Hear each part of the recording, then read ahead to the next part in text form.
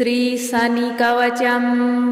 ॐ अस्य श्रीशनैश्चर कवच स्तोत्र मंत्रस्य कश्यप ऋषिः अनुष्टुप् छन्दः। श्रीशनैश्चरो देवता श्रीं शक्तिः सूं कीलकम्। शनैश्चर प्रीत्यर्थे पाठे विनियोगः।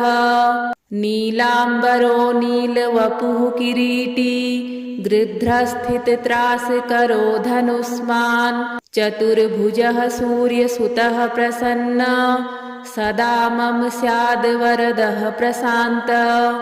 शृणुध्वमृषयः सर्वे शनिपीडाहरं महत्। कवचं शनिराजस्य शौरेरिदमनुत्तमम्। कवचं देवतावासं वज्रपञ्जरसंज्ञकम्।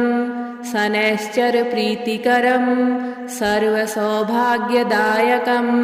श्रीशनैश्चरः पातु भालं मे सूर्यनन्दनः। नेत्रे छायात्मजः पातु कर्णो पातु यमानुजः। नासां वैवस्वतः पातु मुखं मे भास्करः सदा। स्निग्धकण्ठश्च मे कण्ठं भुजौ पातु महाभुजः। स्कन्धौ पातु शनिश्चैव करौ पातु शुभप्रदः। वक्षः पातु यमभ्राता कुक्षिं पात्वसितस्तथा। नाभिं ग्रहपतिः पातु मन्दः पातु कटिं तथा। ऊरू ममान्तकः पातु यमो जानुयुगं तथा। पादौ मन्दगतिः पातु सर्वाङ्गं पातु पिप्पलः। अङ्गोपाङ्गानि सर्वाणि रक्षेन्मे सूर्यनन्दनः। इत्येतत् कवचं दिव्यं पठेत् सूर्यसुतस्य यः।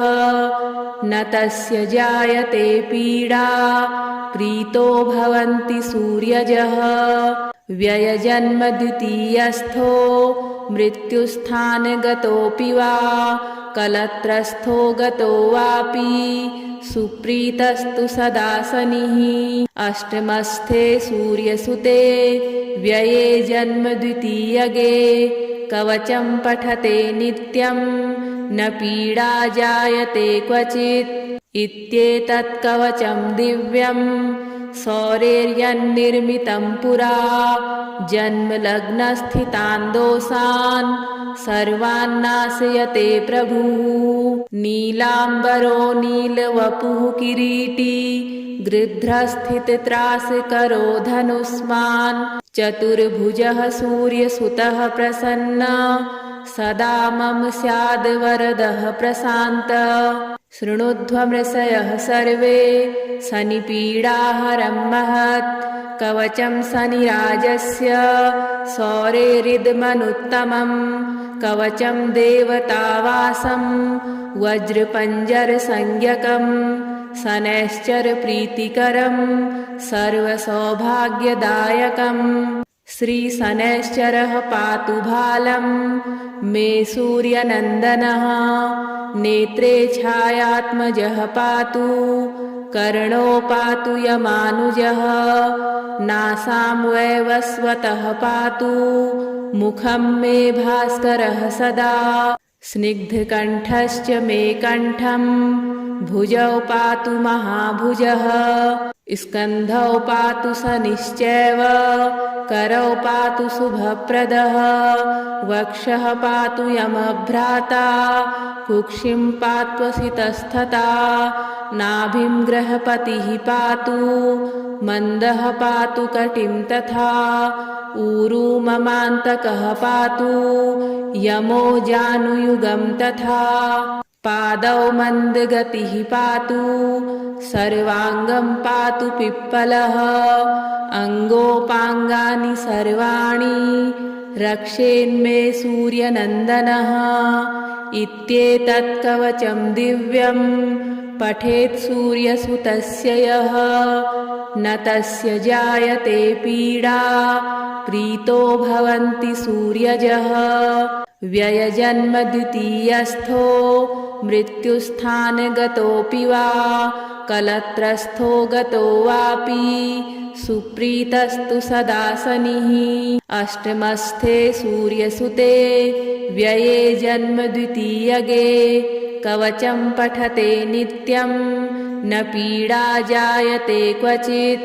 इत्येतत् कवचं दिव्यं सौरेर्यन्निर्मितं पुरा जन्मलग्नस्थितान् दोषान् सर्वान् नाशयते प्रभुः। नीलाम्बरो नीलवपुः किरीटी गृध्रस्थितत्रासकरो धनुष्मान् चतुर्भुजः सूर्यसुतः प्रसन्नः सदा मम स्याद् वरदः प्रशान्तः।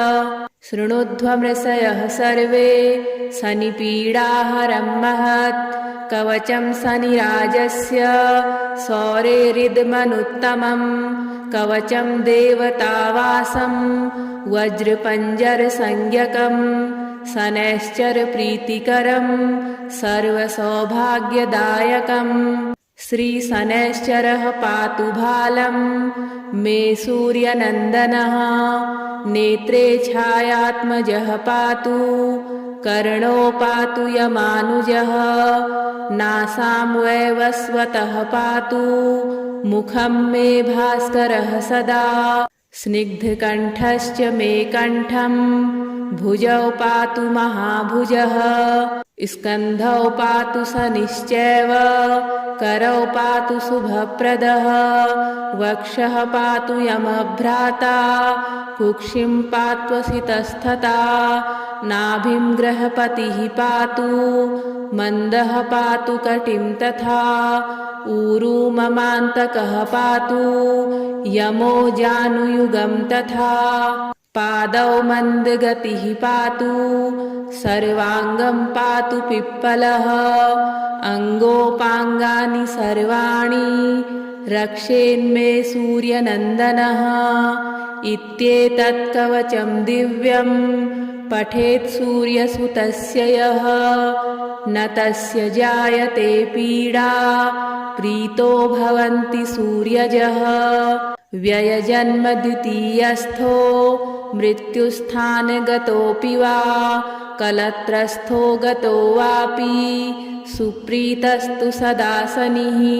अष्टमस्थे सूर्यसुते व्यये जन्म द्वितीयगे कवचं पठते नित्यं न पीडा जायते क्वचित्।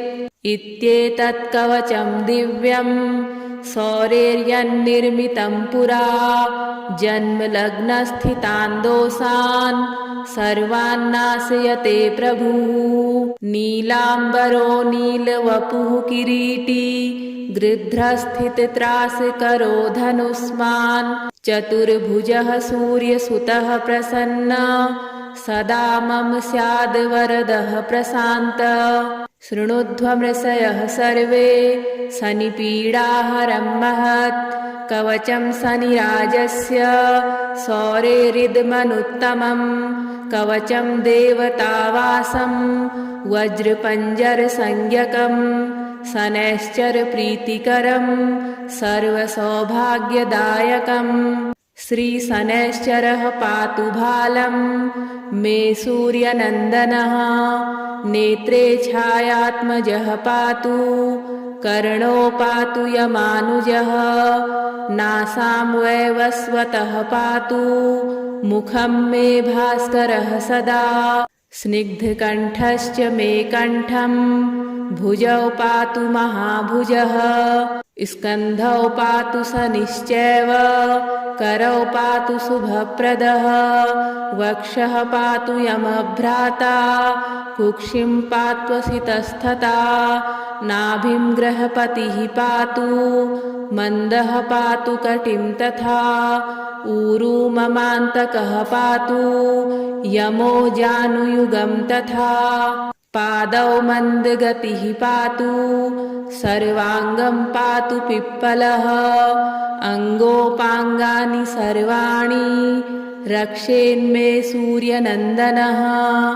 इत्येतत् कवचं दिव्यं पठेत् सूर्यसुतस्य यः न तस्य जायते पीडा प्रीतो भवन्ति सूर्यजः व्ययजन्म द्वितीयस्थो मृत्युस्थानगतोऽपि वा कलत्रस्थो गतो वापि सुप्रीतस्तु सदा शनिः अष्टमस्थे सूर्यसुते व्यये जन्म द्वितीयगे कवचं पठते नित्यं न पीडा जायते क्वचित् इत्येतत् कवचं दिव्यं सौरेर्यन्निर्मितं पुरा जन्मलग्नस्थितान् दोषान् सर्वान् नाशयते प्रभुः नीलाम्बरो नीलवपुः किरीटी गृध्रस्थितत्रासकरो धनुष्मान् चतुर्भुजः सूर्यसुतः प्रसन्न सदा मम स्याद् वरदः प्रशान्तः शृणुध्वमृषयः सर्वे शनिपीडाहरं महत् कवचं शनिराजस्य सौरेरिदमनुत्तमं कवचं देवतावासं वज्रपञ्जरसंज्ञकं शनैश्चरप्रीतिकरं सर्वसौभाग्यदायकं श्रीशनैश्चरः पातु भालं मे सूर्यनन्दनः नेत्रे छायात्मजः पातु कर्णो पातु यमानुजः नासां वैवस्वतः पातु मुखं मे भास्करः सदा स्निग्धकण्ठश्च मे कण्ठं भुजौ पातु महाभुजः स्कन्धौ पातु शनिश्चैव करौ पातु शुभप्रदः वक्षः पातु यमभ्राता कुक्षिं पात्वसितस्तथा नाभिं ग्रहपतिः पातु मन्दः पातु कटिं तथा ऊरू ममान्तकः पातु यमो जानुयुगं तथा पादौ मन्दगतिः पातु सर्वाङ्गं पातु पिप्पलः अङ्गोपाङ्गानि सर्वाणि रक्षेन्मे सूर्यनन्दनः इत्येतत् कवचं दिव्यं पठेत् सूर्यसुतस्य यः न तस्य जायते पीडा प्रीतो भवन्ति सूर्यजः व्ययजन्म द्वितीयस्थो मृत्युस्थानगतोऽपि वा कलत्रस्थो गतो वापि सुप्रीतस्तु सदा शनिः अष्टमस्थे सूर्यसुते व्यये जन्म द्वितीयगे कवचं पठते नित्यं न पीडा जायते क्वचित् इत्येतत् कवचं दिव्यं सौरेर्यन्निर्मितं पुरा जन्मलग्नस्थितान् दोषान् सर्वान् नाशयते प्रभुः नीलाम्बरो नीलवपुः किरीटी गृध्रस्थितत्रासकरो धनुष्मान् चतुर्भुजः सूर्यसुतः प्रसन्न सदा मम स्याद् वरदः प्रशान्तः शृणुध्वमृषयः सर्वे शनिपीडाहरं महत् कवचं शनिराजस्य सौरेरिदमनुत्तमं कवचं देवतावासं वज्रपञ्जरसंज्ञकं शनैश्चरप्रीतिकरं सर्वसौभाग्यदायकं श्रीशनैश्चरः पातु भालं मे सूर्यनन्दनः नेत्रे छायात्मजः पातु कर्णो पातु यमानुजः नासां वैवस्वतः पातु मुखं मे भास्करः सदा स्निग्धकण्ठश्च मे कण्ठं भुजौ पातु महाभुजः स्कन्धौ पातु शनिश्चैव करौ पातु शुभप्रदः वक्षः पातु यमभ्राता कुक्षिं पात्वसितस्तथा नाभिं ग्रहपतिः पातु मन्दः पातु कटिं तथा ऊरू ममान्तकः पातु यमो जानुयुगं तथा पादौ मन्दगतिः पातु सर्वाङ्गं पातु पिप्पलः अङ्गोपाङ्गानि सर्वाणि रक्षेन्मे सूर्यनन्दनः इत्येतत् कवचं दिव्यं पठेत् सूर्यसुतस्य यः न तस्य जायते पीडा प्रीतो भवन्ति सूर्यजः व्ययजन्म द्वितीयस्थो मृत्युस्थानगतोऽपि वा कलत्रस्थो गतो वापि सुप्रीतस्तु सदा शनिः अष्टमस्थे सूर्यसुते व्यये जन्म द्वितीयगे कवचं पठते नित्यं न पीडा जायते क्वचित् इत्येतत् कवचं दिव्यं सौरेर्यन्निर्मितं पुरा जन्मलग्नस्थितान् दोषान् सर्वान्नाशयते प्रभुः नीलाम्बरो नीलवपुः किरीटी गृध्रस्थितत्रासकरो धनुष्मान् चतुर्भुजः सूर्यसुतः प्रसन्नः सदा मम स्याद् वरदः प्रशान्तः शृणुध्वमृषयः सर्वे शनिपीडाहरं महत् कवचं शनिराजस्य सौरेरिदमनुत्तमं कवचं देवतावासं वज्रपञ्जरसंज्ञकं शनैश्चरप्रीतिकरं सर्वसौभाग्यदायकम् श्रीशनैश्चरः पातु भालं मे सूर्यनन्दनः नेत्रे छायात्मजः पातु कर्णो पातु यमानुजः नासां वैवस्वतः पातु मुखं मे भास्करः सदा स्निग्धकण्ठश्च मे कण्ठं भुजौ पातु महाभुजः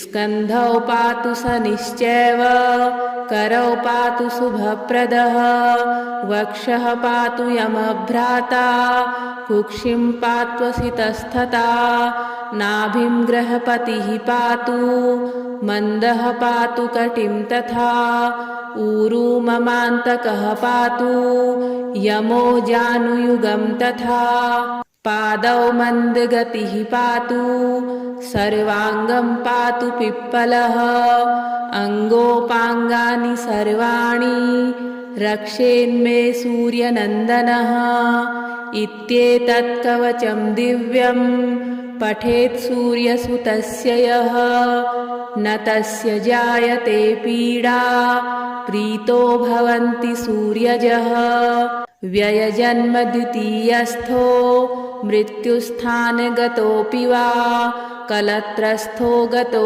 वापि सुप्रीतस्तु सदा शनिः अष्टमस्थे सूर्यसुते व्यये जन्म द्वितीयगे कवचं पठते नित्यं न पीडा जायते क्वचित् इत्येतत् कवचं दिव्यं सौरेर्यन्निर्मितं पुरा जन्मलग्नस्थितान् दोषान् सर्वान्नाशयते प्रभुः नीलाम्बरो नीलवपुः किरीटी गृध्रस्थितत्रासकरो धनुष्मान् चतुर्भुजः सूर्यसुतः प्रसन्नः सदा मम स्याद् वरदः प्रशान्तः शृणुध्वमृषयः सर्वे शनिपीडाहरं महत् कवचं शनिराजस्य सौरेरिदमनुत्तमं कवचं देवतावासं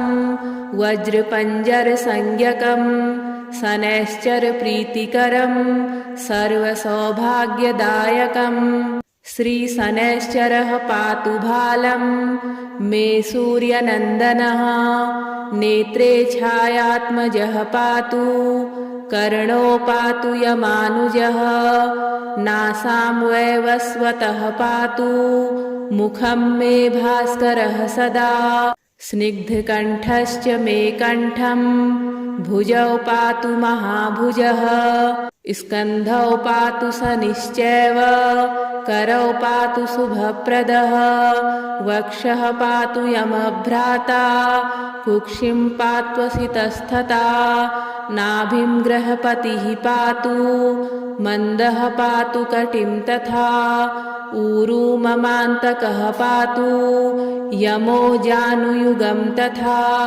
पादौ मन्दगतिः पातु सर्वाङ्गं पातु पिप्पलः अङ्गोपाङ्गानि सर्वाणि रक्षेन्मे सूर्यनन्दनः इत्येतत् कवचं दिव्यं पठेत् सूर्यसुतस्य यः न तस्य जायते पीडा प्रीतो भवन्ति सूर्यजः व्ययजन्म द्वितीयस्थो मृत्युस्थानगतोऽपि वा कलत्रस्थो गतो वापि सुप्रीतस्तु सदा शनिः अष्टमस्थे सूर्यसुते व्यये जन्म द्वितीयगे कवचं पठते नित्यं न पीडा जायते क्वचित् इत्येतत् कवचं दिव्यं सौरेर्यन्निर्मितं पुरा जन्मलग्नस्थितान् दोषान्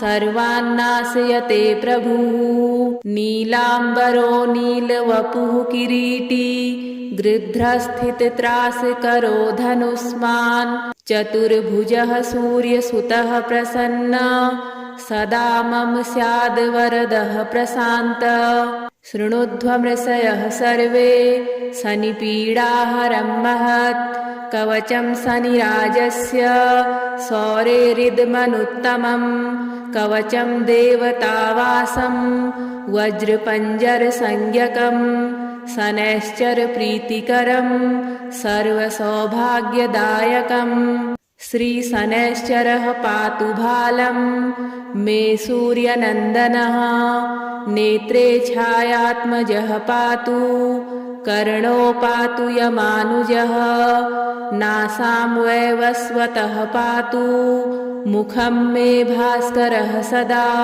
स्निग्धकण्ठश्च मे कण्ठं भुजौ पातु महाभुजः स्कन्धौ पातु शनिश्चैव करौ पातु शुभप्रदः वक्षः पातु यमभ्राता कुक्षिं पात्वसितस्तथा नाभिं ग्रहपतिः पातु मन्दः पातु कटिं तथा ऊरू ममान्तकः पातु यमो जानुयुगं तथा पादौ मन्दगतिः पातु सर्वाङ्गं पातु पिप्पलः अङ्गोपाङ्गानि सर्वाणि रक्षेन्मे सूर्यनन्दनः इत्येतत् कवचं दिव्यं पठेत् सूर्यसुतस्य यः न तस्य जायते पीडा प्रीतो भवन्ति सूर्यजः व्ययजन्म द्वितीयस्थो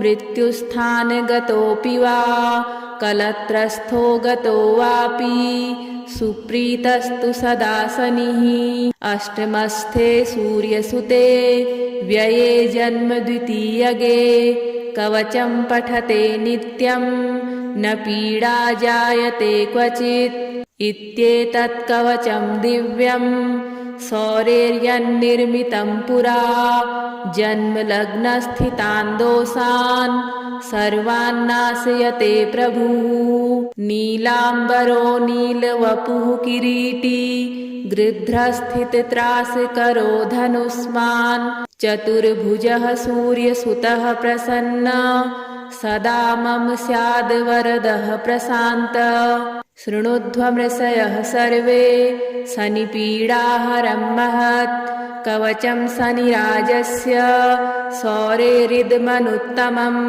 कवचं देवतावासं वज्रपञ्जरसंज्ञकं शनैश्चरप्रीतिकरं सर्वसौभाग्यदायकं श्रीशनैश्चरः पातु भालं मे सूर्यनन्दनः नेत्रे छायात्मजः पातु कर्णो पातु यमानुजः नासां वैवस्वतः पातु मुखं मे भास्करः सदा स्निग्धकण्ठश्च मे कण्ठं भुजौ पातु महाभुजः स्कन्धौ पातु शनिश्चैव करौ पातु शुभप्रदः वक्षः पातु यमभ्राता कुक्षिं पात्वसितस्तथा नाभिं गृहपतिः पातु मन्दः पातु कटिं तथा ऊरू ममान्तकः पातु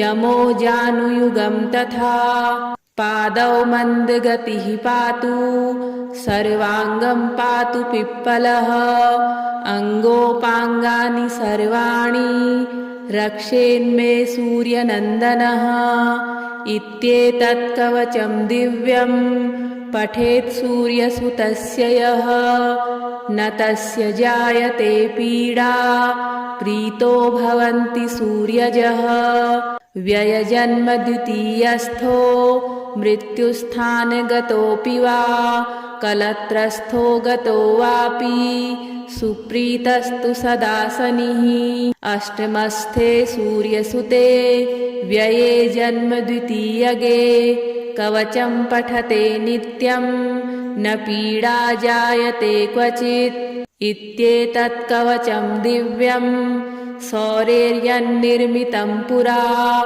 जन्मलग्नस्थितान् दोषान् सर्वान्नाशयते प्रभुः नीलाम्बरो नीलवपुः किरीटी गृध्रस्थितत्रासकरो धनुष्मान् चतुर्भुजः सूर्यसुतः प्रसन्नः सदा मम स्याद् वरदः प्रशान्तः शृणुध्वमृषयः सर्वे शनिपीडाहरं महत् कवचं शनिराजस्य सौरेरिदमनुत्तमं कवचं देवतावासं वज्रपञ्जरसंज्ञकं शनैश्चरप्रीतिकरं सर्वसौभाग्यदायकम् श्रीशनैश्चरः पातु भालं मे सूर्यनन्दनः नेत्रे छायात्मजः पातु कर्णो पातु यमानुजः नासां वैवस्वतः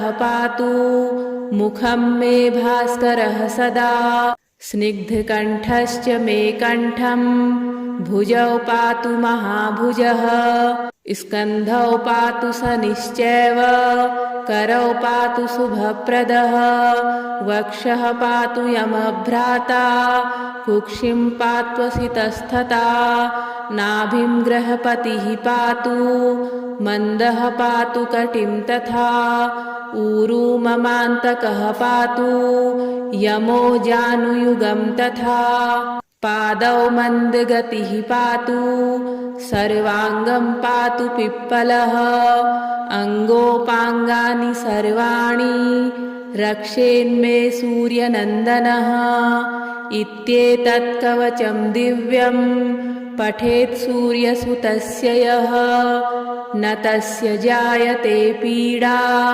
प्रीतो भवन्ति सूर्यजः व्ययजन्म द्वितीयस्थो मृत्युस्थानगतोऽपि वा कलत्रस्थो गतो वापि सुप्रीतस्तु सदा शनिः अष्टमस्थे सूर्यसुते व्यये जन्म द्वितीयगे कवचं पठते नित्यं न पीडा जायते क्वचित् इत्येतत् कवचं दिव्यं सौरेर्यन्निर्मितं पुरा जन्मलग्नस्थितान् दोषान् सर्वान्नाशयते प्रभुः श्रीशनिकवचं सम्पूर्णम्।